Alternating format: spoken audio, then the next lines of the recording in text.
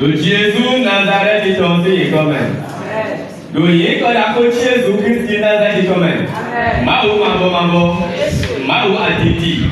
Ye maou Abraham ton. Maou Isaac ton. Maou Jacob ton. Ça ça le bigo ni ko to le l'homme. Ye ko to le l'homme. Maou du peto azan ko la sorbi. Bo kan ko la ko. Bo mi lo ko to ko me. Bo ni ka lo fi to sin kon. Bo la wiwe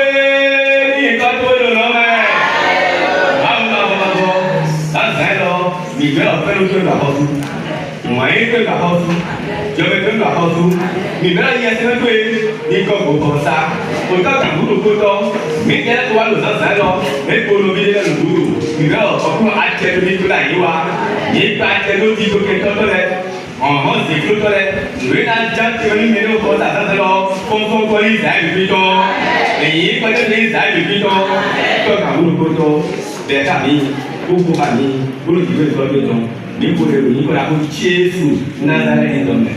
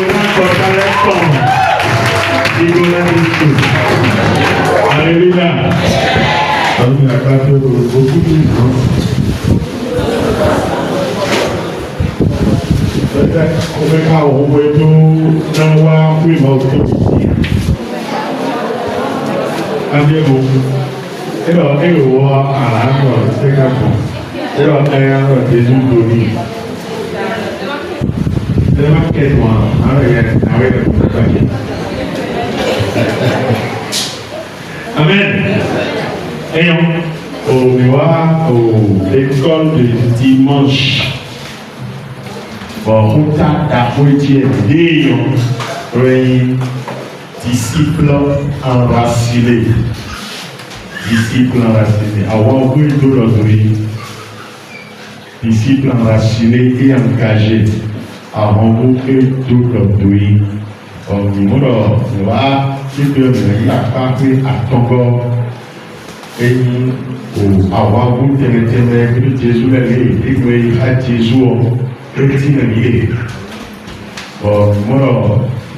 mon coton est là, me réécrit. Et puis, la parole de coton, avant vous de venir avant vous, on les a fait des disciples déchus. ìtẹ̀rẹ̀ ìjà ìjọ ìjà ìdíbíbí èmi lọ́mọ ìjọba kan mi ká ló bí lọ nínú àkàkọ́jọ kristu ọjọ́ ẹgbẹ́ nínú mẹ́rẹ̀ẹ̀rẹ̀ wẹ́gán òkúta àgbẹ̀ náà yìí lọ́wọ́ ẹ̀dọ̀ àwọn ọkọ̀ kristu kan àmọ́ àwọn òjáwé déyà bọ̀ èrò yìí wẹ́ àná ìjà àbí àkó àgbà sẹ́kù tó bẹ̀ òbí lọ lòmọ́kọ́tọ́ ẹ̀ ọ́ mọ̀tẹ́mi náà yín ọ́ ìdí ọ̀dẹ̀dẹ̀ ìrora ọ̀dẹ̀dẹ̀ sọ fún olùrẹ́nẹ́lẹ́jọ́ ló mọ̀ ní sèpà òbí lọ mọ̀tẹ́mi o ìyá àkáwé ìgọ́jí àkáwé ìgọ́jí ní yọ ẹyin mímọ́ àwọn kúndínlẹ̀ ìdílé sọ́kìtà kíkanjí àmọ́ ìrọ̀mbà nínú àgbàsámẹ́wò kan gbígbọ́ mẹ́. La manière de faire est plus physique que spirituelle. Vraiment, et puis, on est où? Maintenant, on est où? Pierre, Simon, et on est où ton, moi là, le Jésus pas où il est, nous va te le piquer, nous va passer où quand il doit mettre, nous allons réagir à ça. Et il me dit, nous allons agiter. Mon frère, lui, on a la casa, mais intérieurement, ton vide, ton vide, il y a un qui connaît le Jésus, il y a tout le convenir. Et quand on tire la casa, et on cambions le ménéo, quasi tout Jésus doit le quasi, quel Jésus il y a. Et on cambions, au plus, on a les données, tu vois, mon Dieu. Nous, nous sommes à Christ. Avant, un peu de coco n'a pas assez. Alors, il est Simon Pierre, qui m'a noir dans la tête. Les tableaux. Le gogotoméon. Et qui vient le bigoméen. Oui. Et quand, lui, mon bébé, il va mettre. Mettez. Tout. Voilà. Tout va y avoir des vies, beaucoup de vie. Envoyez. Malgré nous, tout le Christ donne les magnifiques pour y veiller. Et c'est nous qui le Christ, les Christ n'a rien à nous dire que dans les bibles tirés. Et d'un coup, à l'appartement, il y a un moyen. Et le Bible est venu pour nous coûter au calme. Vous voyez le problème. On doit Christ doit être dit nous. Vous êtes dit. Si tu es dit, il y a des tables pour les gens. Christ soit pour nous. Il y a plus de gens qui ont oui. Mais il y a Pierre, tout va venir en lui-même. Souvent, oui, le Jésus français, il y a oui, le basé les sons, relais, avant vous l'air, tout va le filer, oui, nous, tout va le filer. Les lecteurs, Jésus, Jésus pour nous, comment, vous soyez sur la vie, dans le bon, Jésus le démon. Mais Thomas, ma soeur nous coûte mon mona, le soir le petit peu le tomber au point bateau. On dit que quand je suis dans le tomber au bateau, les gars, il y en a qui payent. Oui. Alors oui, malgré le tout et le nous mettons des gains. Et on monte évidemment.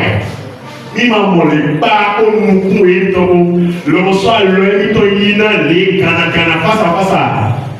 Mais qu'on a dit que le Christ vous pense mais beaucoup les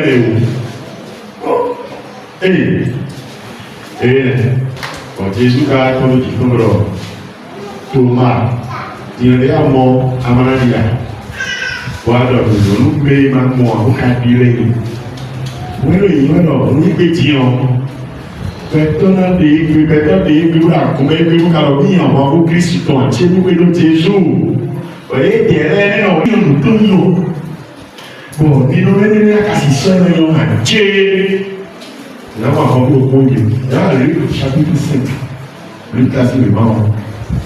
Carton, nous là, verset 27.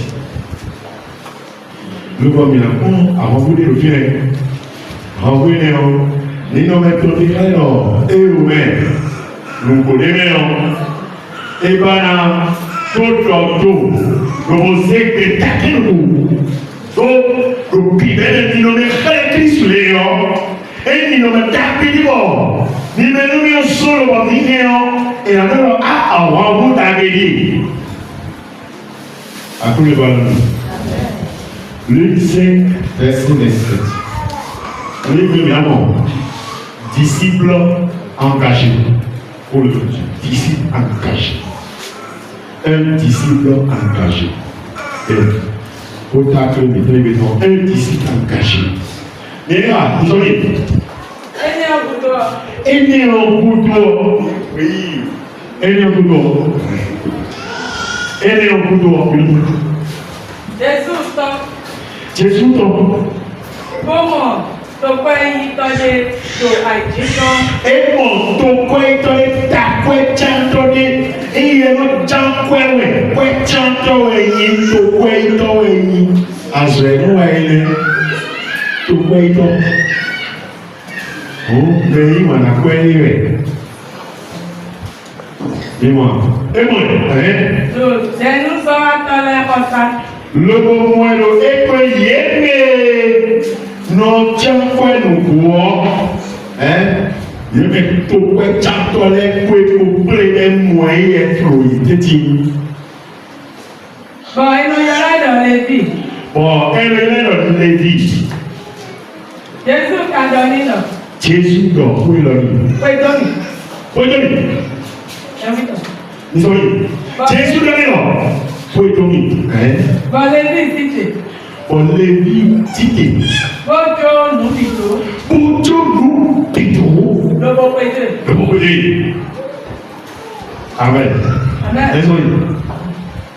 Les vies, il y a un bon d'arôme. Eh bien, les vies, il y a un bon d'arôme. Le bon. Nous, Jésus, nous, pétons. Nous, Jésus, nous, pétons. Donc, il t'a gagné. Bon, oui, non, tout pétons. Gagné, on t'entend l'air. Quand on est gagné, des bonheurs, femmes. Nous, frères, ouais. Je vais payer. Oh, le frère. Gloire à Dieu. Regarde bien. Je vais vous la Bible de la Bible. Je vais vous la Bible quand il est école. C'est vrai. La Bible quand il est. Maman m'a dit, sachez, comme d'elle, sachez depuis avant pour le Christ toujours en revers. Point d'interrogation. Mais quand même. Elle est au fond, on va dans le quoi. Voilà, Dieu. Mais elle est au fond, on va dans le quoi. Amen. Ah, nous disons que nous avons les Matthieu, pour faire Jésus Nazareth. Avant tout Matthieu, et le Lévi. Amen. Matthieu. Voilà Dieu. Nous sommes des chrétiens. Et quand il y a des gens, ni nous d'ailleurs, ni nous Matthieu, ni nous tout chrétien. Les là, soit qu'on nous met, soit on nous met, nous pouvons risier, nous tous les, ni nous met deux. Hein? Est-ce qu'il veut dire, chaque ouais, là, il nous met aussi, est-ce qu'il quand il veut dire, il faut qu'on sous, à ma sous, oui, nous, d'accord, si tu en veux, nous, et nous faisons, mais nous faisons, mais papa, grand bébé, c'est souvent, nous, d'accord, là, les cadets. Amasia. Et quand nous avons un soir, nous avons un soir, nous avons un so caméra qui doit être cacao, nous avons même pas de pour être cacao, sous Matthieu est au bout de les vies est au bout de les nobles, les noms mais t'as tout à ce moment, et alors son méthode. Les belles dividendes. Pour nous faire la cité. Il est un comptable, un trésorier à gagner. L'argent, il y en a. Quoi de? Bon, et nous vous donnons des droits républicains dans ce temps-là. Quoi de maintenant? Les noms les lignes. Le premier, on a pris ça. Nous mettons les mains. òpẹ́tọ́ kékeré mẹ́rin gbogbo tu ọ̀yẹ́ pẹ́tọ́rì òwe lọ ẹ̀rọ ẹ̀jìdè padà gbogbo rẹ̀ ẹ̀jìdè wíwọ́ ní ọ bíbẹ́ kọ́ àtọ́gọ́ ẹ̀rọ pẹ́tọ́ Jésù un disciple engagé se lève. Il abandonne tout et il suit Jésus. Avant vous, il sort de tâter, le meilleur, avant vous, tout le tour. Et le titre, le titan, le placatawa, et les spectateurs, et les contemporains, il n'est pas spectateur, il n'est pas chrétien de dimanche. Et il s'est dit, dimanche toi. Et le titre, ça c'est un disciple engagé. Et il y a des gens qui ont le mémoire. Et après, on devait aller à carré.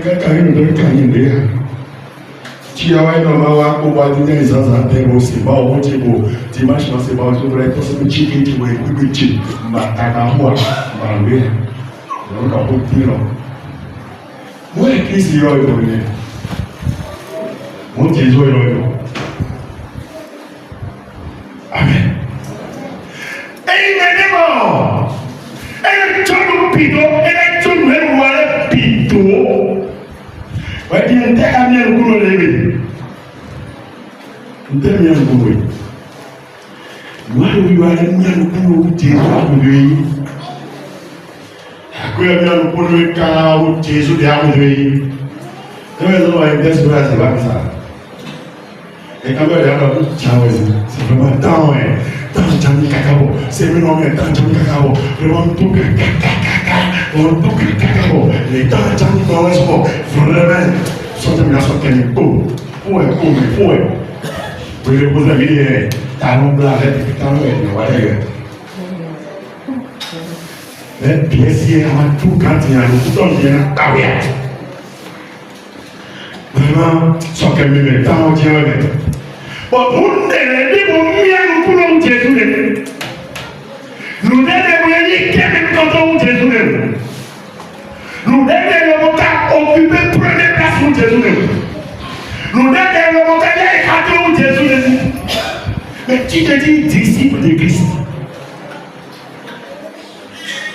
Attendez-moi avant vos questions. Ndé carré de blé quoi nous.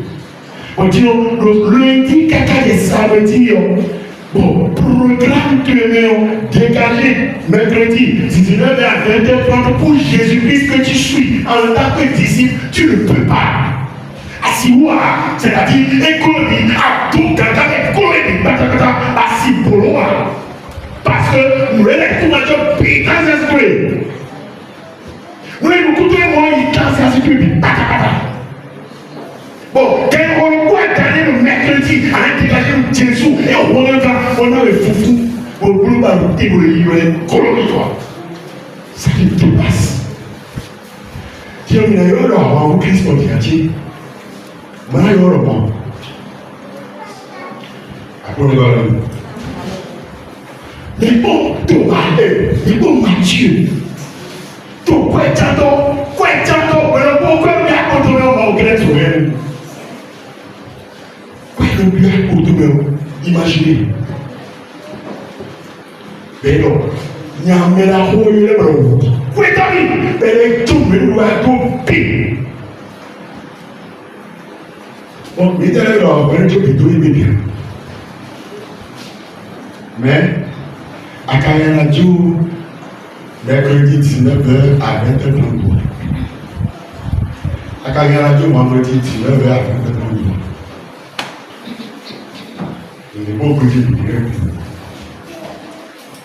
Les nommés de l'école, il y a beaucoup de choses sous l'eau et béton. En état de kitsch. En état de où? Dimanche, il y a un camion. Moi, je ne sais pas, ma camion est là. Et alors, merci de vous donner le Lévi cité. Bonjour Guido. Lévi a cité. Bonjour Guido. Pourquoi aider? Parce que il faut que Jésus. Lévi wa yọ àgọ́ dáwọ́ lókòrò Jésù. Il y a àgọ́ dáwọ́ lókòrò Jésù. Il y a àgọ́ dáwọ́ lókòrò Jésù dáa. Lọ́bọ̀ oyè ọ̀pẹ̀tọ̀ gbẹ́jàtọ̀ ẹ̀bí ẹ̀yìn káyẹ̀sù. Lọ́bọ̀ ètòwé wà tó hẹ́lẹ̀ mi náà wọ Jésù Kristi Nazareth tọ̀ ẹ̀rù náà gbẹ̀mí ẹ̀rù ká gbẹ̀ ẹ̀rù ká bọ̀ ẹ̀rù ká tọ̀pọ̀ ẹ̀rù ká bìẹ́ ẹ̀rù bìẹ́ ẹ̀rù ká bìẹ́ ẹ̀rù ìsàkà ẹ̀kọ́rù bì ọ̀rùbí gbẹ́jọ́ ẹ̀yàn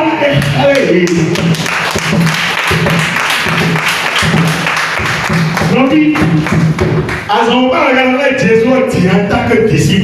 Combien de fois tu montes Jésus à tes amis? Àzọ̀wọ́ bí o.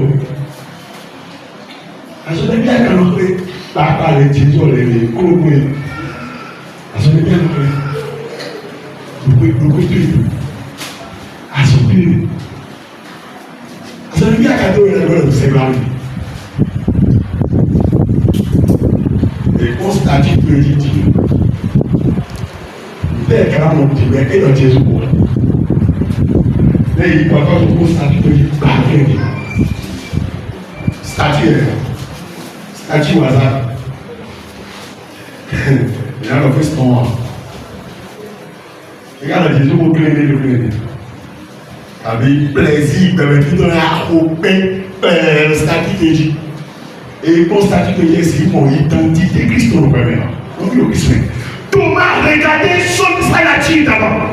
Ni non mais des points de Jésus et le Dieu mais la foi à Bamba et ça là et donc mais on est temps pour aller les piwa pas pour mais la foi est de Dieu pour organiser le test. À quoi et voilà organiser et on organise à quoi Jésus t'a ça. C'est un disciple qui s'engage à avoir un sort d'attaquer le mot 2000 ans. Mais après le cuisiner, nous dit, les dieux égalez vous. Mais nous ne battons pas d'accord, mais ça doit être brûlé. Avec les lois, c'est le gars qui est connu. Tu dis à quand c'est vraiment pour brûler, à quand Jésus a remédié à un corps, à un cycle pour le dire. À quand Jésus a remédié. Ibi si ìyàwó ìsàlọ́ní àgbégbòrò ìsìnkàwé àbí ìdàlẹ́yìn wa rẹ̀ sọ́ọ̀tì sọ́wọ́ alákù mẹ́lẹ́rẹ́ bláda fọ́tò mẹ́lẹ́rẹ́ sọ́tà kù wẹ̀ wẹ̀rẹ̀ ìwà gbogbo ẹ̀ lọ́dẹ̀ jẹ́ lọ́tọ́ ẹ̀bọ̀ ọ̀nà táwọn òjìbí ilé ìgbìmọ̀ ilẹ̀ pẹ́lú mẹ́rẹ́ kàmísà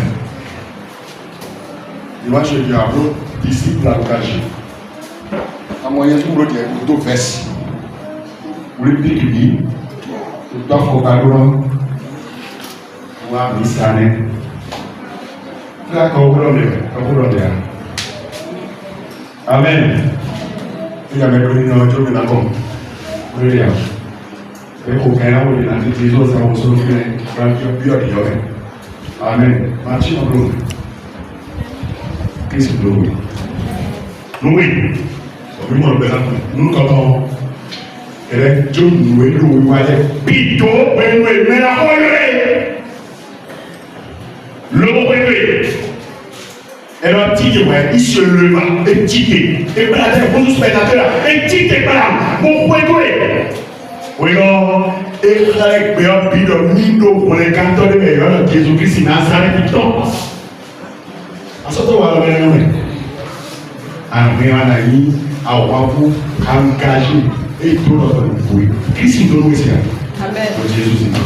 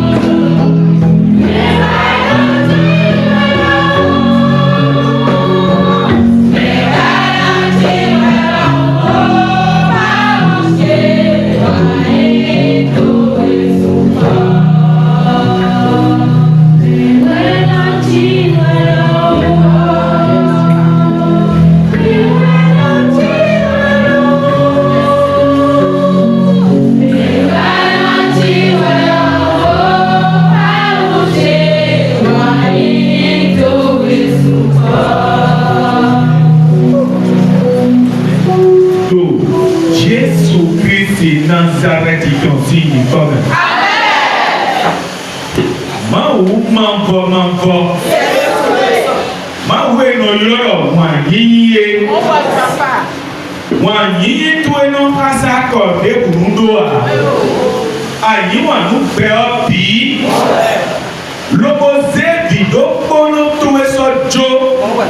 Tó sàgọ́. Bọ́lú dẹ́kù yóò gbẹ ọ mẹ́lò súnú mẹ́ ìyànnú mẹ́. Akọ́ta dẹ́kù mẹ́. Lóbo dìnnú bọ̀ sísá sọ ẹni náà mọ̀ gbẹ máa bọ̀. Tọ́mi mẹ́ ò lọ́tọ̀. Biọ́dọ̀ ń tún àgbádídọ̀ wọ̀nyí tó ẹ̀tọ́. Ní wúsùnù gánagánà ló súndé sí gbẹ̀sán. Ní wúsùnù gánagánà ló yọ̀ǹdé sí gbẹ̀sán. Yọ̀pọ̀mù kàbí mẹ́wọ́dé sí gbẹ̀sán. Jọ̀dọ̀ mẹ́wù wọ̀nyí tó ẹ̀tọ́. Ní wúsù àṣìṣà gbẹ̀dẹ̀. Nù gbẹ̀sán lẹ̀ dògbòdògbò. Ọmọ àwà jíjẹ̀ dénú tó sí mẹ́. Júdà wọ́n jí dénú tó sí mẹ́. Nùkọ́yí dénú tó sí mẹ́. Dénú tó sí mẹ́. Ẹni gbẹ̀sán lẹ̀ bìtọ̀. Tọ́ ime ò lọ́tọ̀. Àtúnwé kan bíọ́. Dasi. Àbí. Aluwẹ̀. Òkúkú. Àzọ̀n. Lobodo si wudo mẹ́lòkó sí gbẹ̀sán lórúkọ tó yẹ lọ́yẹ̀. Wíwẹ́ dọ̀ mi wá gòjè. Mi bẹ́ àgbọn pípé ní etí kọ́nà lé. Bólú máa sọ̀rọ̀ mi. Tọ́mi kó wá. Sunu wá bọ̀ yònú wá. Yọ̀pọ̀kú wá bọ̀ mẹ́kó wá. Kó wá sọ̀rọ̀ lókòlókò bìtú lẹ́tọ̀. Àsúkà sọ̀rọ̀ lókòlókò bìtú lẹ́tọ̀. Wíwọ́n súwọ̀ gan kó bọ̀ mìíràn sè ó ló tó sí kòtò yìí. Umbiọ́rọ̀ wá dọ̀ kó lókòlókò bìtú lẹ́. Kátà jẹ̀ gan yé lọ́mẹ́ọ̀. Àtùmẹ̀sẹ̀tọ́ àlọ́pàá ìdókòlókò bìtú lẹ́ inú ẹ̀ ọ́. Bọ̀ jùlọ tó yẹ káyìn dọ̀. Mìíní mẹsẹ̀tọ́ dàgbé. Lobo yi pèjì ló tọ́. Alọ tẹ́mẹ́rẹ̀ mìíràn bọ̀. Lobo tó sì wúnà alọ nǹkan tó jí lùwẹ̀. Bàtà lọ tọ́nu mi. Wà lọ tọ́nu mi. Wà lọ tọ́nu ìdọ̀tọ́. Gbogbo àlọ tọ́nu pètí mẹ́tọ́. Bẹ́ẹ̀ gbọ́ àlọ tọ́nu tokutu wẹ̀. Nǹkan tó kó dà gùn bí kó. Ní kóró lè wá lò pé tó gbogbo mẹ́ma kó dé wà ẹ̀ kó. Lobo dòkòrò mi tán lẹ̀. Ìnílẹ̀kọ́ kọ ikú mẹsẹ̀tọ́ yìí nìtọ́ lẹ̀. Olùjọ́jọ́ dàbẹ̀ jẹ́ alimọ̀tẹ́ wọ̀nyí kò tó kọ́ mi tọ́tọ̀. O Jésù Kristi Nazareth tọ̀ sí ìtọ́.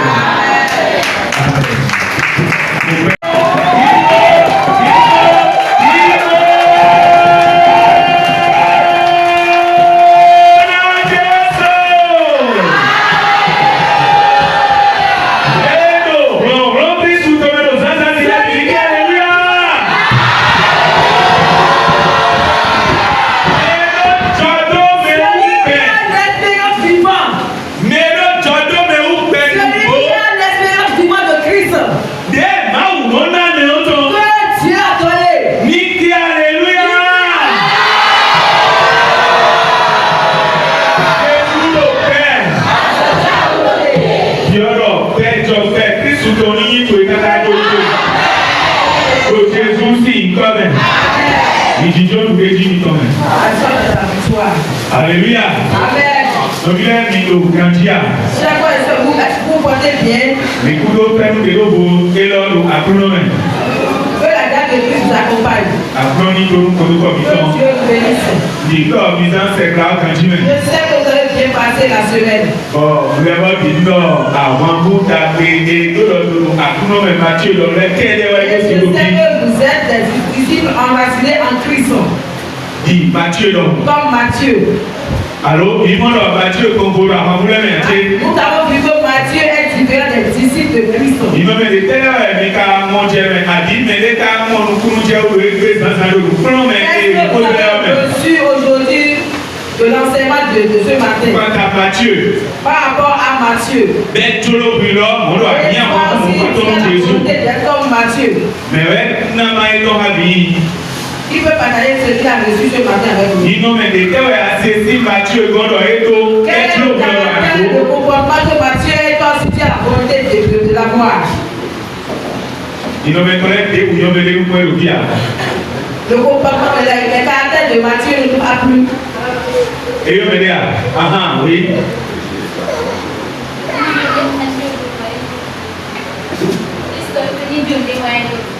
Kristu yulẹ lọ bí jó pé wáyé ní lọ bí gbó. Bọ̀dé ọ̀yìn wa. Tó pẹ́ tí a tọ̀ ẹ̀. Eyín ẹ̀rọ ejò ẹ̀tẹ́ tó dọ̀ ẹ̀ lóbi omi tó lé. Matthieu a laissé quoi? Ejò ẹ̀tẹ́ tó. Àpẹ́.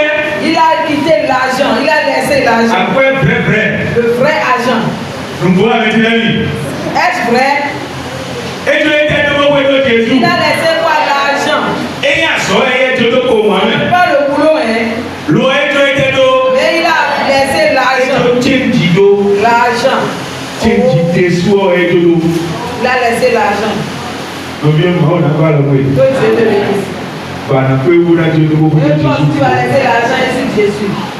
Eyín àwọn ọ̀nà ẹgbẹ́ lọ tó kórókó mi tó bí. Dieu va aider chacun de nous. Bọ̀mì náà tó chéǹjì tó Nous kórókó tó allons Jésù. laisser l'argent et suivre Jésus. Ètò omi ọba kọ́ ọ̀dùnkù kéde lọ́wọ́ kẹ́kẹ́ àkókò lò sọ́sàdì. J'ai envie seulement de dire cela jusqu'à la fin du message. Mẹ́lẹ́ bò kálẹ́ kọ́ ló ń dé lò lẹ́wọ́ sé lò. Bàtí o sì kó ojú ọmọ akagi yóò sọ ma sọ́dọ̀ Une ìdúgbò autre rẹ̀ nìyà. personne qui veut partager le caractère de Matthieu avec vous ce matin. Mẹ́wẹ́. Qui? Oui, maman.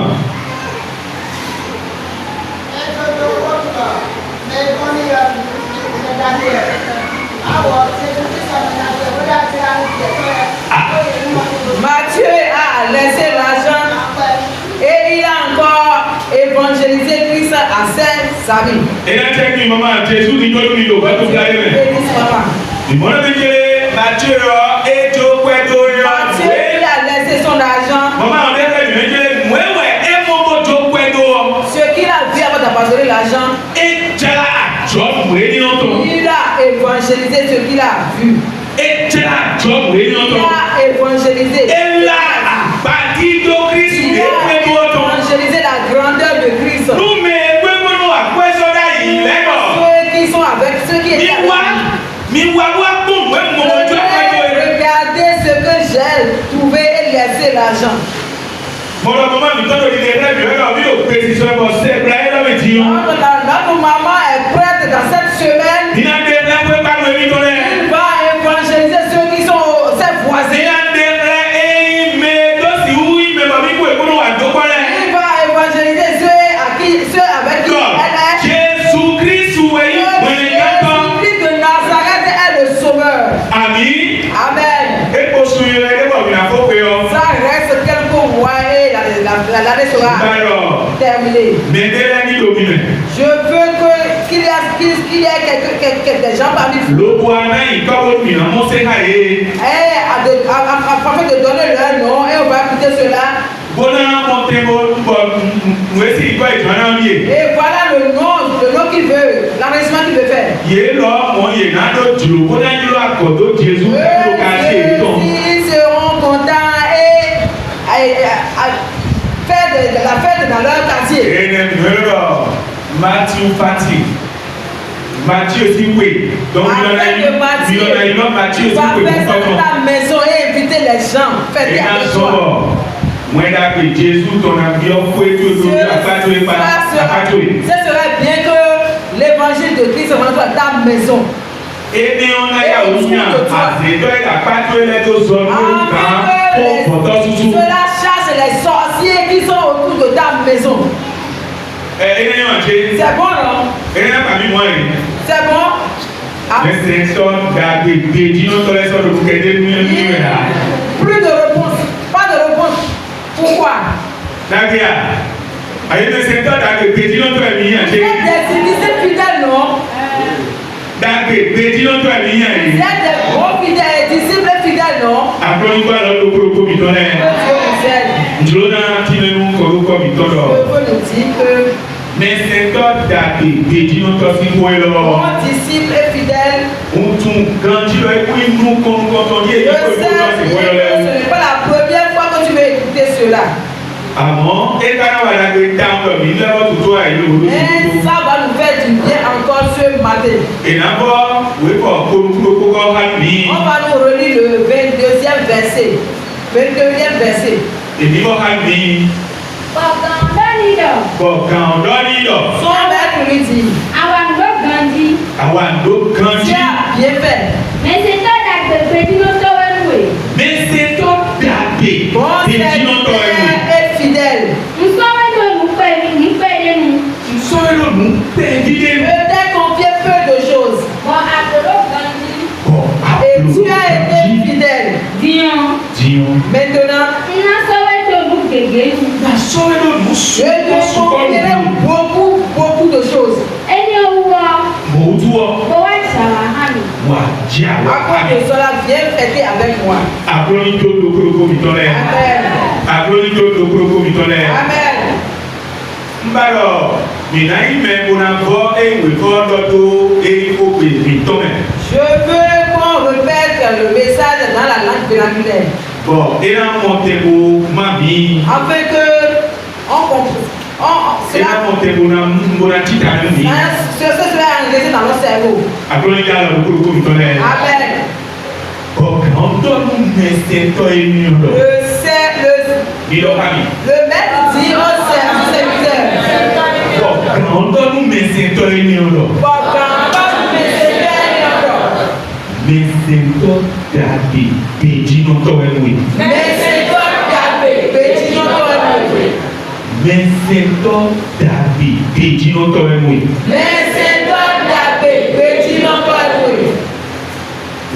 Mon tour. Doa non pédis non pédis mais mon tour. Doa non pédis non pédis mais mon tour. Et dans les sons de nous, d'accord de bon. Doa non pédis non pédis mais mon tour. Et dans les sons de nous, d'accord de bon.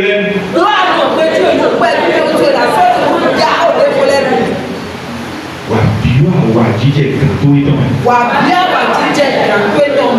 Wa bio awa jíjẹ kan tó yẹ tán. Àbí. Mo tún lọ mẹ́rin fún ọmọ náà pẹ̀lú ẹ̀ ọ̀gbìn mú kan jẹ́ òbí pọ́. Je sais qu'il y a certaines personnes qui en méritent. Mais mon pas ton dos, au bas et des communs, il n'a pas pour le Je dire. veux ce dernier pour nous dire. Et un tel oui.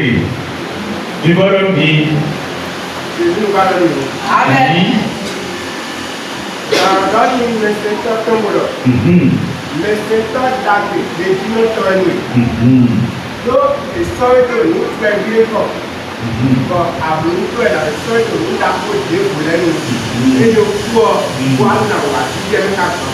Amen. Merci beaucoup. Il y a au Père dans le maison. Ah oui, il y a au Père dit que Jésus dit mon démon avait été. Ah, moi, vous, Jésus, tombé, il a battu avec le vélo. C'est le disciple de Christ nommé Matthieu qui écrit ceci. Bon, hello, on a cette eau méritée. Et il écrit, il envoie cette lettre à qui? Tu pouvais y même y faire moins la que Jésus dans les. Il envoie cette lettre aux Juifs qui ont accepté l'évangile de Christ. Pour le on a cette eau, il y a en leur disant ceci. Il monte à Jésus-Christ, ou il Messie à aider le témoin. Comprendre que c'est Christ qui est le sauveur dont il attendait. Pour le leader, là, il y a et on a la langue, on va le contact. En leur montrant que ce qui était écrit dans l'Ancien Testament par rapport au sauveur. Bon, à tout le monde, il dit Jésus-Christ dit. Cela est accompli par Jésus-Christ de Nazareth. Et on voit un livre dans le livre de Matthieu que ce qui était prophétisé avant est accompli. Ou bien cette loi, c'est ce qu'il dit. Plus de 60 fois. Nous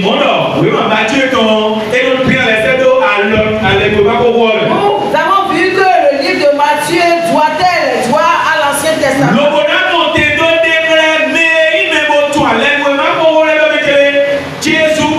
Afin de faire comprendre à ceux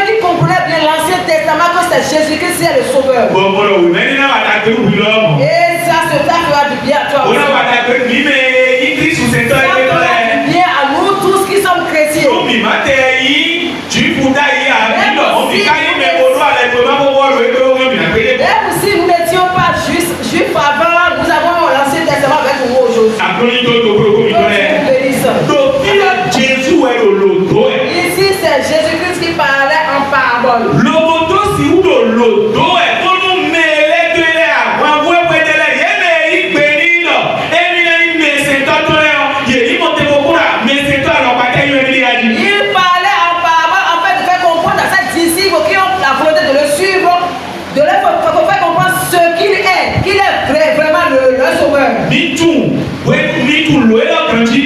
Vous comprenez bien ce parabole. Ça nous montre qu'il y a un maître. Bon, mais si il est grand, Et ce maître, il a beaucoup de disciples. Beaucoup de voyages. Avant de voyager,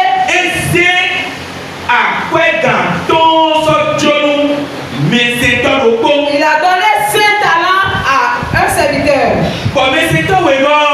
Le deuxième serviteur, il a donné 2 talents. Le troisième serviteur, il a donné seulement 1 talent. Avant de voyager, il nous a demandé de bien garder ce talent. Et de son retour, il fera ce qu'il il est réellement parti. Voici ce qui s'est passé. La parole de Dieu nous dit en même temps, le premier qui a reçu 5 talents, il a commencé par faire le commerce avec ceux-là. Il a gagné 5 talents. Il a bien gardé ceux-là. La deuxième personne,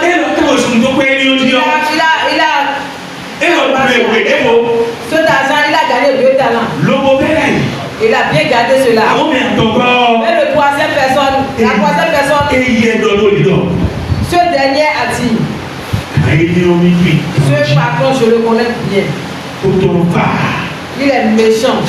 Il recueille là où il n'a pas planté. Ce qu'il n'a pas, je ne suis pas dedans. À cause de là, il a couru. Il a creusé un trou. Et il a mis le seul talent dedans. Et il a fermé le trou. Ils sont bien portants là. Et le patron, le maître a retiré. La première personne est venue là dire, maître, j'ai gagné 5 autres talents. J'ai gagné autres 5 talents. Le patron est très content. Le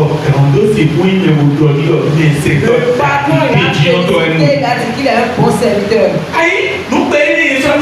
Le peu qu'on t'a donné, tu as fait que ça a gagné beaucoup de choses. Maintenant,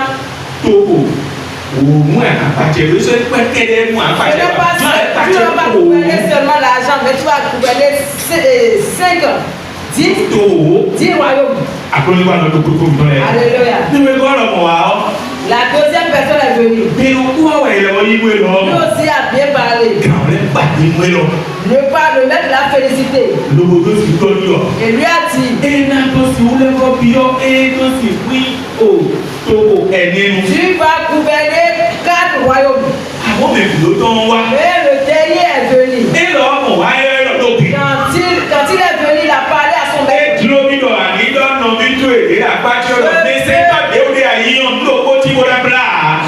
te dire que je dis à cause le serviteur que tu es venu d'être un bon serviteur. Le serviteur que tu es, n'importe quelle qualité de serviteur que tu es, rien ne va t'empêcher de rendre compte. Il doit rendre compte. Un bon serviteur ou un mauvais serviteur, tu as. Bien, on doit rendre compte. Alléluia. Amen. Moi je sais que moi je vais rendre compte. Je ne sais pas le nom de jumeau que je vais faire à Rome. Mais je sais que je vais rendre compte. S'il avait été ainsi, mes chers bien-aimés, nous allons nous poser cette question. Qui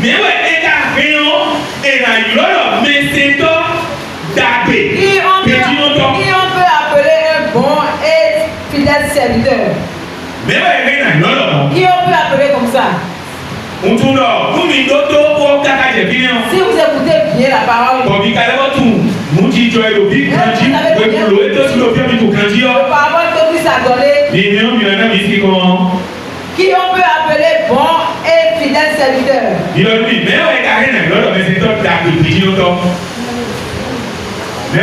Qui? Vous connaissez bien. Alléluia. Alléluia. Ah, mais c'est tout nous messieurs le messieurs dans les jeux. Il a obéi son maître. Mais c'est On peut l'appeler bon et fidèle serviteur. Autre personne. On va parler entre nous, on va dialoguer entre nous. Mais c'est toi le bon et fidèle serviteur. Qui on peut appeler comme ça? Il y a personne parmi les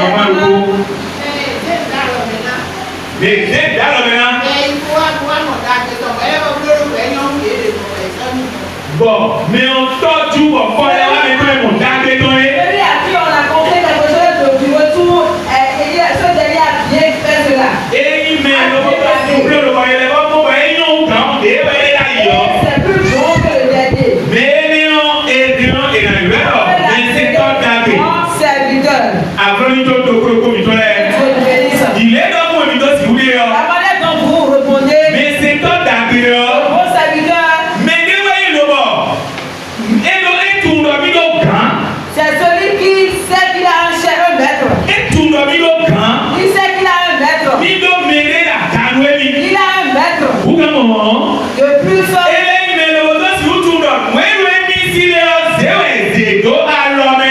il sait que ce qu'il a, on lui a confié cela. On lui a donné cela de garder. Ce n'est pas lui-même qui a la force de le faire.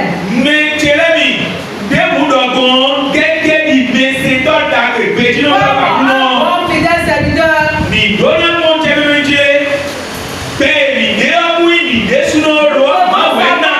La vie dans laquelle nous sommes, ce n'est pas nous-mêmes qui a cette vie là, c'est Dieu qui nous a donné la vie. Notre pouvoir, c'est Dieu qui nous a accordé cela.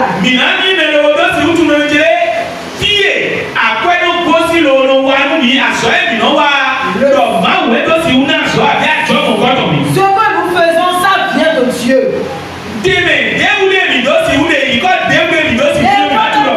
Nous avons n'importe place que nous sommes. Responsabilité de N'importe que nous avons, nous devons savoir que c'est Dieu. Dans tout, doit savoir que ton foyer c'est pour Dieu, c'est Dieu. Ce que tu veux dans la maison de Dieu.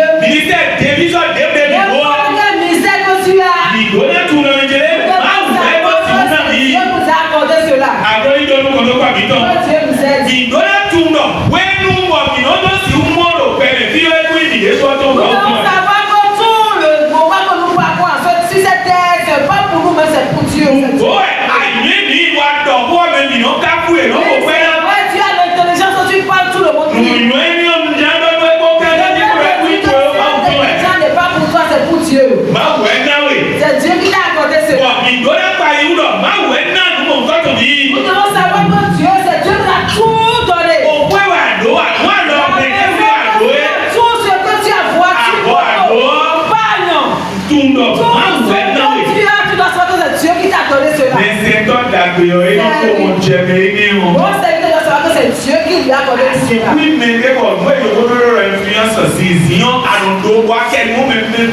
Tu peux avoir l'influence. Cette influence là, ça vient de l'Éternel des armées. C'est toi-même.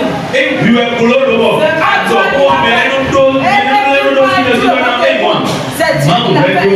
C'est Dieu qui a fait cela ici. Bien-aimé dans le Seigneur. Bien compris cela. Dans le livre de Chroniques, Lévitique, Bí ká bẹ̀ wé tó kó wá jẹ̀ wé wé lọ. chapitre 9, verset 11 à 12. Mú èèmọ̀ nù yẹn náà. Ẹbí ló tàwé máa nù kọ́tọ́. 1 Chronique 29. David ló sì wútu. Ó tún lọ. Ekun imi dé sunugọ ẹ̀. Wéwẹ̀ émi lò mí mọ ẹ̀ àlọ́ mi lọ àti ìwé mi yóò dé kó sí o. David a dit cela que tout ce qu'il a, tout ce qu'il est. Que cela ne vient pas de lui-même, mais de l'Éternel des armées.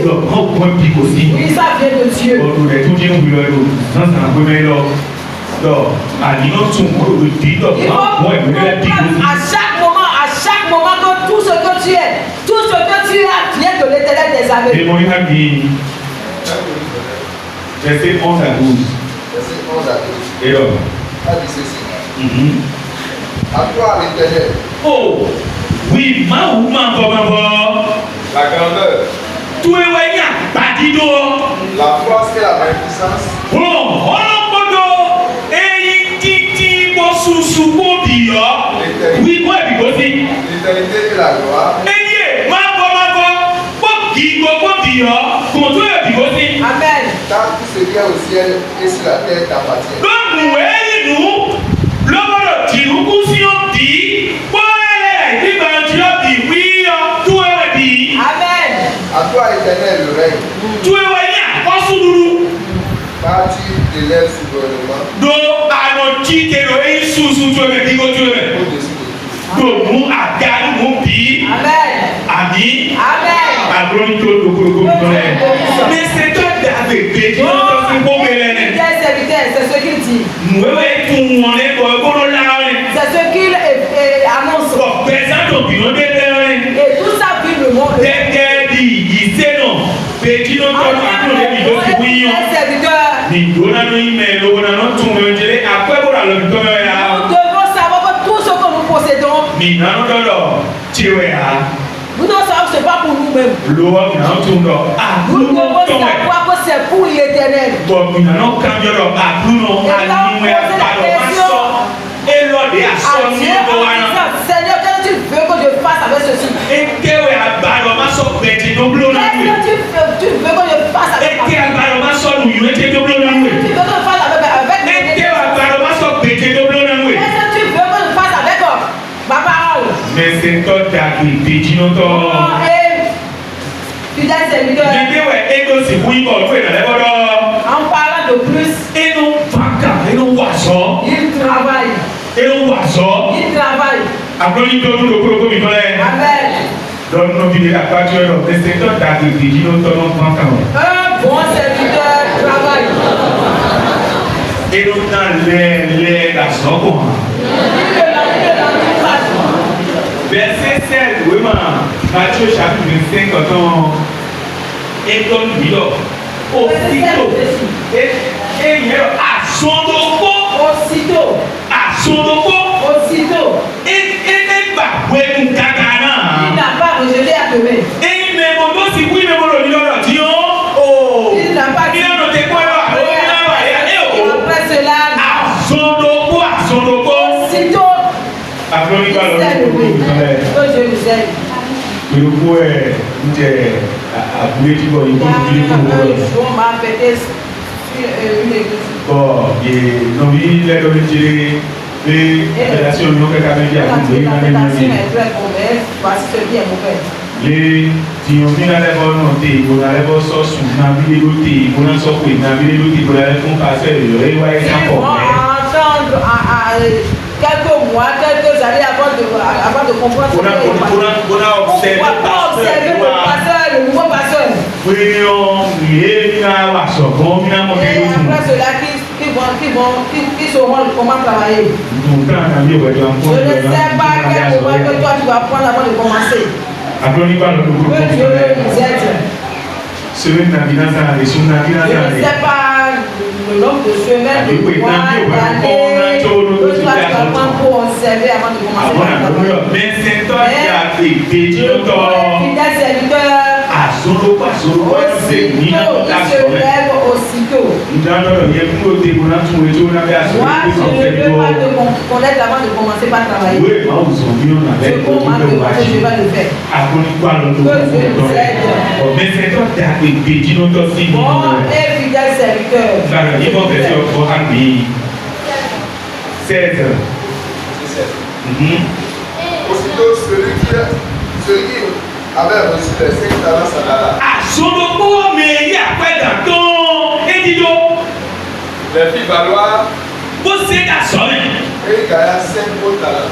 lobo dule aton de bo to gona ni wana me lo bura kuno Sois me bien-aimé dans le Seigneur. ni ni blo di blessé to we nous contrôler encore Fais comme les deux derniers serviteurs. les deux premiers Les deux premiers serviteurs. yé tẹ̀lé ime lobodo si wu ayé yé noté ayé zédo Ils n'ont pas attendu, àtọ́nà aussitôt ils sont levés et travaillés. lobodo si wu bẹ́ aṣọwájí Afin de gagner autre talent. yé gbọ́dọ̀ diyan mílẹ̀lẹ̀ noté bọ̀ pẹ́tàn débò nàlẹ́ jẹ́jẹ́ àbí nùyọ́ débò nàlẹ́ jẹ́jẹ́ nùkúgbẹ́ débò nàlẹ́ jẹ́jẹ́ Ils rẹ̀ ne wọ́n vont pas rester là en espérant autre talent avant de commencer par yé travailler. tẹ́míọ̀rọ̀ diyan àníwẹ̀ gàwọn máa ń mẹ lobodo si wu námi wu gàn lé àwọn yé rẹ̀ wọ́n. C'est pourquoi le maître ne nous a pas donné plus que cela. Yèyí mẹ lobodo si wu lọ́dọ̀ àmìnàbà wé ndàdúyọ̀ kó yé rẹ̀ Ils wọ́n. n'ont pas dit qu'ils vont chercher un autre moment. Lọ yèyí mẹ lobose tó azọmẹ Mais azọmọ aussitôt, ils se sont levés et commencé par travailler. mẹ bíbẹ mi wọn náà mẹ nínú Chers wa bien-aimés dans le Seigneur, nìyẹn lẹbọ nù ti dé gbèdé olùkó kábíyọ mi on nílẹ va encore poser cette question. ní oge sọ olù ní kábíyà Vous êtes prêts? mẹsẹtọ nyanya Le mauvais serviteur, kóbe tẹtẹlẹ wẹta ikóbe yéwẹ ẹnọdọ sì ń sẹsí nùtọmẹ yìí quels sont les mots qui sortent de sa bouche? àbí nùnọmẹ tẹtẹlẹ wẹ yẹn lọ. Quels sont ses comportements? Ìwé mi kò tún mọ́ mi ẹnu wá lọ mí. Olùdósì ń lọ, olùdósì ń bọ́, ìwé mi mọ́ lò. Wèé tá mi pàtà mẹsẹ̀ tó mi ẹnu mọ́ fẹ́ mi wẹ̀. Je veux que vous m'aidiez encore. Mẹsẹ̀ tó yẹn yan, Le mauvais serviteur, ó tẹ̀lé ọ̀rẹ́ ká lọ. quels sont les Àbí nínú apports? mẹ́rin tẹ́mi ká wọ́n láti tọ̀. Quels sont les comportements qu'on a vu chez lui? Nọ̀bí sùn mí tọ̀ gbogbo àlọ́sọ̀ ìwé. Ẹ bá tẹ́ mi ìwé. Mais c'est un talent. Faut payer à l'autre, faut payer à l'autre. Il est un marteau derrière. Le mauvais serviteur a dit là où le maître n'a pas achevé, c'est là qu'il le porte.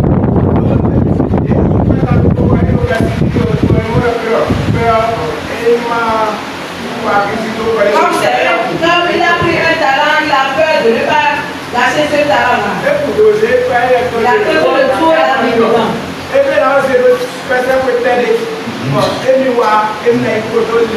Il peut faire le commerce avant avec ce talent-là, mais il ne l'a pas fait. Fún mi yí mẹ́ kó lórí kéré ní ẹ̀rọ mẹsẹ̀ tó nu kọ̀ọ̀kan. Ẹyẹ nọ de kúnnú kàwọn ọ̀rẹ́ ṣe bí ẹ̀rọ tó lè àwẹ̀. Ẹnu yà lè. Dernier, les Ami, voilà, serviteurs, lui dit, oui. Mais plutôt que Le dernier serviteur, Ẹ̀yọ̀ il est un marteau derrière. ewé ẹnu yà lè. Kó gbé tọ́lẹ̀ ló kó il lẹ̀. le donne là où il n'a pas semé. Ẹnu mọ̀ ọ̀dọ̀ kàmí lẹ́tọ̀ lè wẹ̀ ẹnu bá kú wẹ̀ níjì. Ẹnu àti ẹnu ìdásí Jésù tó mi kàkà. Mẹ́lẹ́ wo lọ́lẹ́ bá lórí ìlú ọmọ rẹ̀ rẹ̀. Àlọ́ bí i ẹnu. Lọ́rọ̀ mẹ́sìn tó ń lò tó ó pé tọ́lẹ́ fẹ́ lọ kí bá náà jẹ tàbá tó ń lò ìlú wa. Ẹyẹ bára jẹ tàbá tó Le kéwù wà. dernier serviteur ce qui dit montre qu'il ne veut pas se gêner. Sọ pẹ́ náà ni ọ, ẹ ṣe pé ìbúra. C'est pour cela qu'on lui a donné un talent, il est parti cacher cela. Gbóná èyí ọ̀ká kàtọ́ wa. Il ne veut pas se déranger. Ẹyẹ ẹnu bára jẹ tàbá. Il ne veut pas se déranger. Merci Jésù tó mi kàkà. Que Dieu vous bénisse. Ọmọ rẹ̀ náà kọ́ ọ̀dì náà. Oui. Ahan oui. Maman Limo. Nínú mi. Mú bẹ́ẹ̀ tí Il yọ. ne veut pas travailler et il murmure encore. Ní tẹ́ mú mi mọ̀ gbọ́dọ̀ ló fi mọ̀ Est-ce qu'il y a quelqu'un ici? Ní mọ̀ bọ̀ à. Ní ká súnmọ́ mọ̀ bọ̀ à. Le premier au Lò jamais. Jésù sí ìkọ́ rẹ̀. Au nom de Jésus-Christ. Ìyàwó kò ń pèlè àlò Jésù sí ìkọ́ rẹ̀. Ce dernier au nom de Jésus. Tùbọ̀ mi ṣe tọ́ yànyà. Ce dernier, le mauvais serviteur, Ní mọ́ bẹ́ẹ̀ bẹ́ẹ̀ jẹ́ ní nọ́mẹ́ tó gbogbo bì lásánásán kò nous mẹ́ kọ́ voyons rẹ̀. que son comportement est différent des autres. Kọ́nù mú ẹ̀mí lọ lẹ́bi ọ́ mi gbọ́ mi ní lọ́dọ̀. De plus, ce que vous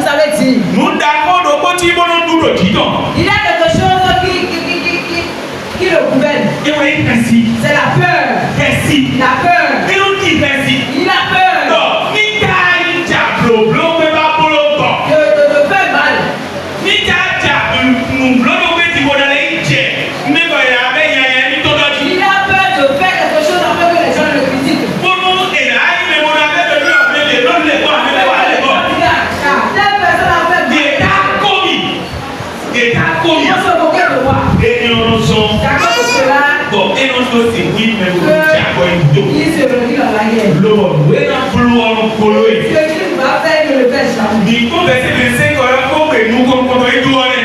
C'est la première. Et là, on dit merci. J'ai peur. On dit merci. J'ai peur. Kẹ́sì wẹ̀ inú múlò mẹ́sẹ̀ tọ́yànyàn sí pẹ̀sẹ̀mẹ̀. On trouve la peur chez les mauvais serviteurs. Wọ́n àyí ṣe lówó lọ mí Kristu tán.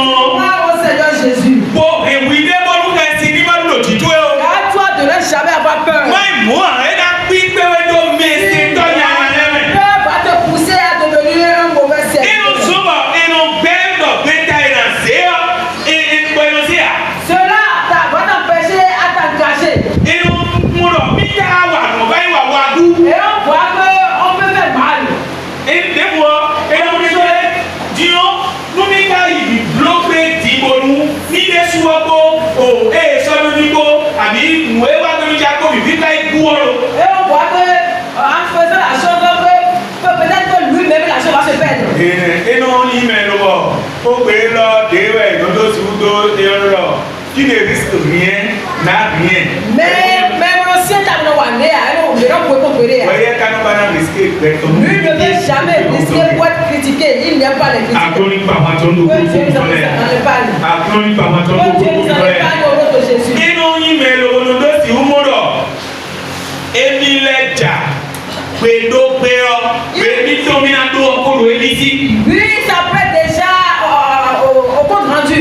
Lówó tún lọ nílẹ̀ ní tún lọ ní àdọ̀ lé ọmọ púpọ̀ Il sait qu'il va dicter les choses de ní cette vie. kékeré ẹ̀mẹ́yìn wà náà mẹ́lẹ́ ló bọ̀dà kúnú mẹ́lẹ́. Sois bien aimé dans le Ìbá Seigneur. náà pédé bó lùkà sí ibùdó mi jí o. Ne laissez jamais la peur vous vaincre. Ló lùkà sí ibùdó mi jí o. Parce que si vous laissez vaincre par Nina la si peur, hu pé ó pédé lówó náà tó sì hu zan nínà dé báwo on náà ne lẹ́ bíà. peut jamais utiliser le talent que Dieu nous a donné. Báwo kẹ́ náà náà ìpín náà dàgbé kan jí. Dieu peut nous donner de bien chanter.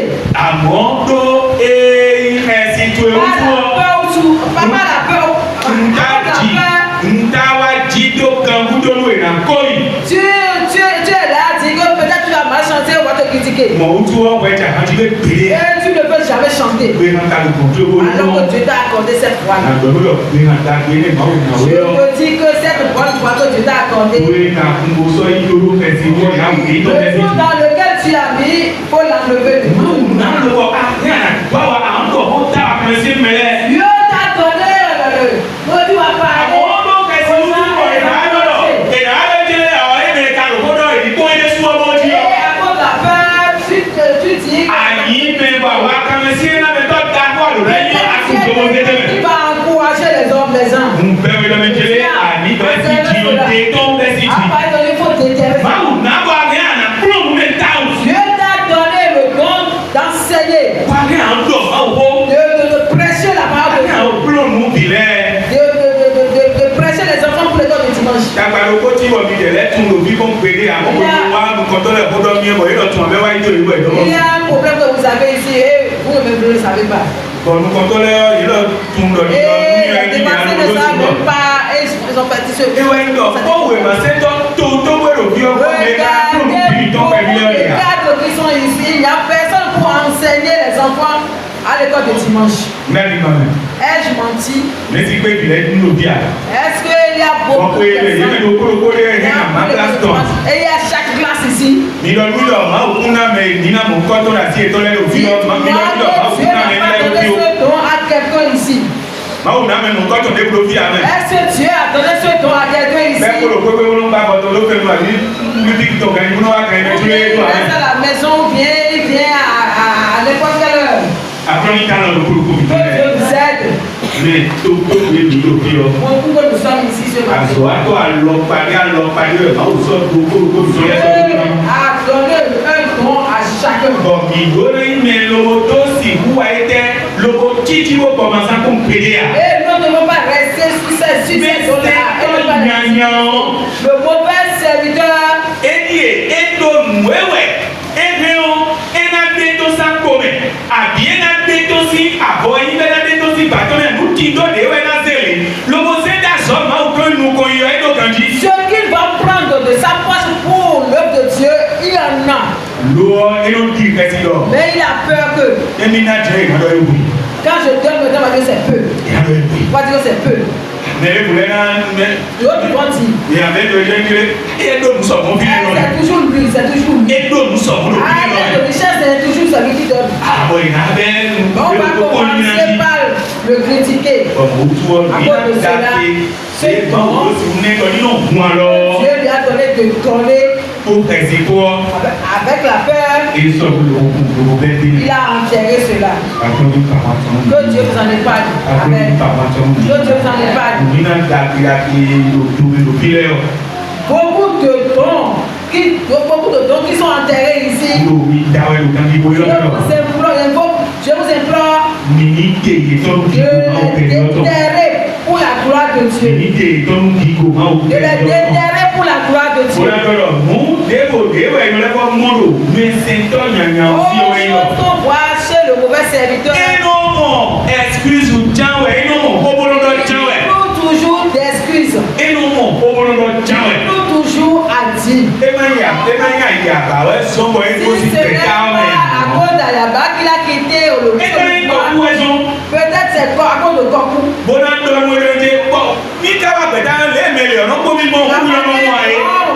Me regarde là, toi si tu vois non. Tu vois non. Tu regardes. Moi je te débrouille. Jésus qui est avec moi. C'est Jésus qui est avec nous. Le don que moi j'ai. Je vais utiliser cela à Dieu ailleurs. Je vais utiliser n'importe quel. Pas seulement la chanson. C'est seulement dans Rome, il va chanter. C'est seulement ici pour que je ici seulement. Je ne veux pas ici en Jésus. Sois de moi ailleurs. Après, oui. Tu te trompes. Si Dieu a besoin de toi pour t'utiliser ici et tu es. Ailleurs seulement ce que tu as t'appeler ailleurs. C'est pas autre lieu qui va t'appeler. Il va t'utiliser ailleurs. Je comprends bien ce que vous dites. Vous comprenez ce que je dis. Dieu nous aide.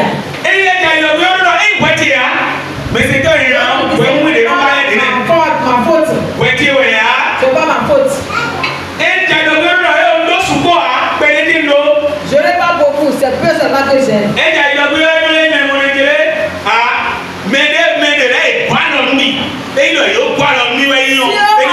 On m'avait aidé, ce ne serait pas ainsi. On ne m'a pas aidé. Personne ne m'a pas aidé. Personne ne dit du bien de moi. Je peux aussi seul dans l'église. Jésus est avec toi. Le maître nous a confié ce don. Il ne laisse personne. Il est toujours avec nous. Si quelqu'un ne te regarde pas pour les laisser, appelle pour Dieu. Laisse les autres être fonctionner pour Dieu. Personne ne m'a pas donné la chance de dirigeant. Il faut te montrer comment le.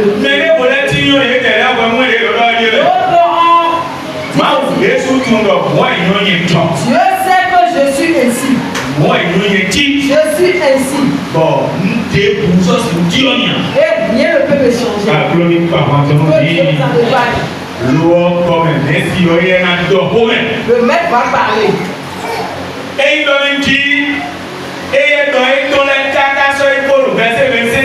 Si le serviteur a fini de parler, le maître va parler.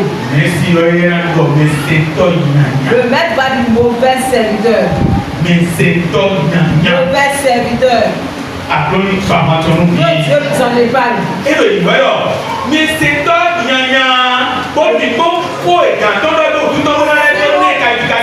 Si nous regardons la qualification que le maître a fait sur le mauvais serviteur, il est mauvais. Il est mauvais d'utiliser le don que Dieu lui a donné. Son comportement est mauvais.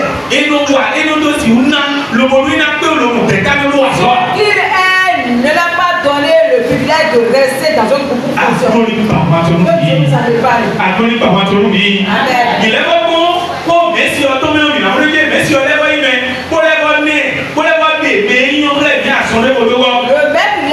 Le maître a dit en même temps ce qu'il est. Elẹ́wọ́ yìí mẹ́ wọ́n ló sì lọ́ bí ló fẹ́ sẹ́fẹ̀ sí sọ́dọ̀ kọ́rọ̀ fún rí nù. Il est un paresseux. Ìlé ni ló sì lọ́ fún yìí fún rí nù. Paresseux.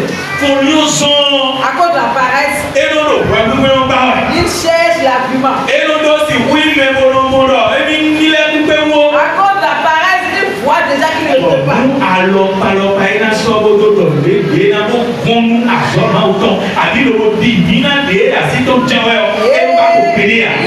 Il trouve toujours les arguments pour ne pas fonctionner. Àgbọ̀nrín pàpà tó ń lò ó ìkọ́lẹ̀ ó ná lòwòrán ìléwẹ̀ mẹ́sẹ̀ntọ́ barabara mọ̀ nkọ́tọ̀ ìmákòrò tètè Et nìkan. que ce mauvais serviteur ne soit pas au milieu de nous. Ìléwẹ̀ yẹ kò mákòrò tètè Et la nìkan. manière dont ce mauvais serviteur n'est pas au milieu de nous, Et wọ́n sọ àtọ̀ tètè nìkan que wọ́n fi yé. cela ne restera plus au milieu de nous. Kàkà wọ́n ní náà ìwé náà yìí mẹ́sẹ̀ntọ́ ẹ̀ Car ce que ce sera toi qui sera le àgbọ̀nrín pàpà tó ń lò ó ìkọ́lẹ̀ tó Jésù sí ìkọ́lẹ̀. nom de Jésus-Christ. Ló kàwé sọ́ọ́ tó wọ.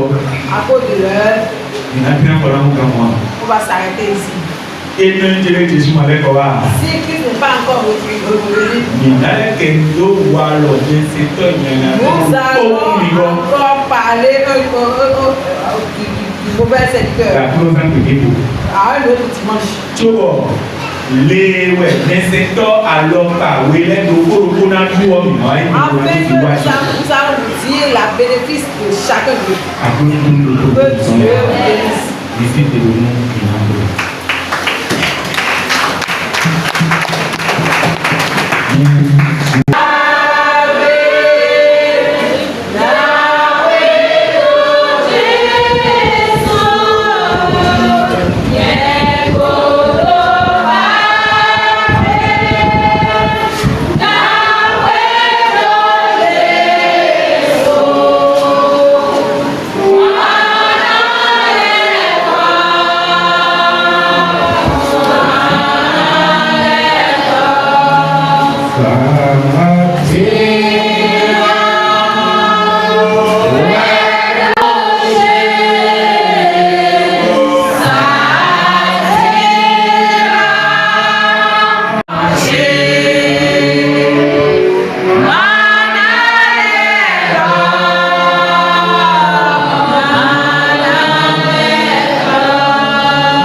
Jésù sì yín kọ́.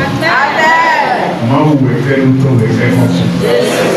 Máa wù inú òkú bọ̀ lóde máa ń sún àyè. Lẹ́yìn ló sún bọ̀ lóde máa ń hu àyè. Ní ìdógún èmi náà jẹ́ni lórí kọ́tó. Máa wù gbọ̀ngbọ̀ngbọ̀. Mo lọ àyè sí ìdàgbé wọn ní tó mẹ́. Olúwo jẹ́ láti ogun tó yọ. Àsìkò ẹ̀kọ́ kùn mẹ́lẹ́dẹ́ tó yí lùgbò náà yìí náà sáyé lọ. Bàbá bu ayé ò pẹ́. Wíwẹ́ náà lúgbó ọ̀gbẹ́ lọ lórí ló náà sísẹ́. Ìgbé orí òkùnkùn wọ́n yẹ sẹ́ni tó tó dání yọ. Mo fọ́n mi lórí náà sísẹ́ òkùnkùn yọ. Èyí náà sísẹ́ ló sún pẹ́ náà. Èyí náà sísẹ́ lé lórí ọ̀hún pẹ́ náà. Kónú òkú náà ló kórókó kì í tó yẹ kàn èyí yán kán lórí tó sí ìgbà. Máa jẹ àgọ́dó ẹnu tíyàmù lórí bárabára lórí yányá. Ẹ àwọn bí wọ́n sọ́dá sínú ẹ̀ lọ́wọ́ bá lọ yẹ wípé ìsewẹ̀rì kó máa wù tán ìsewẹ̀rì èyí jó ẹni tó náà wọ́n ní náà sísẹ́ àdéhùn náà yìí sí àzọ́ tó fi tó lè tàbí ẹ̀wọ̀n wọ́n yìí tó fi bá kẹ́kọ̀ọ́. Ìwé bàrẹ̀ ẹbí náà kúrò àlè ní owó ọbẹ̀ mẹ́ta náà sísẹ́ lò sunu bẹ́ẹ̀ lọ́mẹ̀ lò yànnú bẹ́ẹ̀ lọ́mẹ̀ lò lótótótó yíyan kọ́ àzọ́ ní pílẹ́tò yé bí. Òkúrò ọkọ̀ ló kọ́ ẹ lọ́ta yọ àzọ́ ní kọ́lù mẹ́rin. Nene ni mo kan tuntun yìí. Mo jí òní nene lọ. Ó nu mo kọ yìí ní àtúntò yìí lọ. Jésù sì yìí kọ.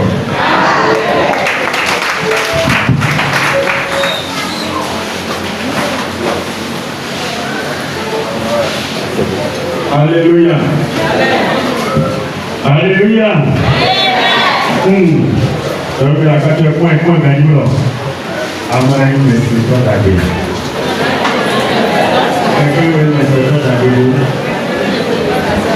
Gloire à Dieu. Je donne la prophète à propos de Jésus-Christ.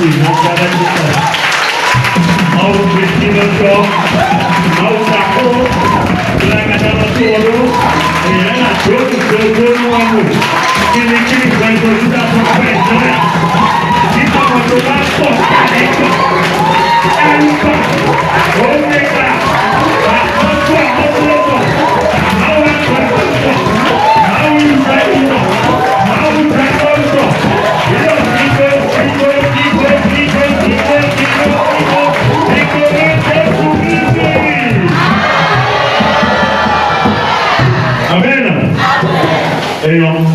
beaucoup de crises dans la vie, beaucoup de morts, et dit le bien à la même, et dit le bien à la maison, Jésus de nous. Ceux qui n'ont pas connu comme nous, ils ont un amour des enfants. Ils ont un amour des enfants. Personne ne peut pose le là, monter au corner, et alors, ça c'est écrit. Ìlú jọ̀nà ẹ̀yàrá pápá bìtàn tọ́ bìtàn gbígbọ́ bìtàn yẹ́nà ìmáwò dájẹ́ ìjì lónáyà mi sísá lérò èrò òtókùn àdéṣe tọ́nu lẹ́yìn gbogbo àmì tẹ́tí òsáàlà ẹ̀rí lédè ẹlẹ́wẹ̀ ìlọ́rọ̀ ṣáájú département au bureau national pápá bìtàn ẹ̀rọ ọmọdé nìyí àti ìrẹ́ ìgbàgbọ́ ní kò fẹ́ pápá bìtàn.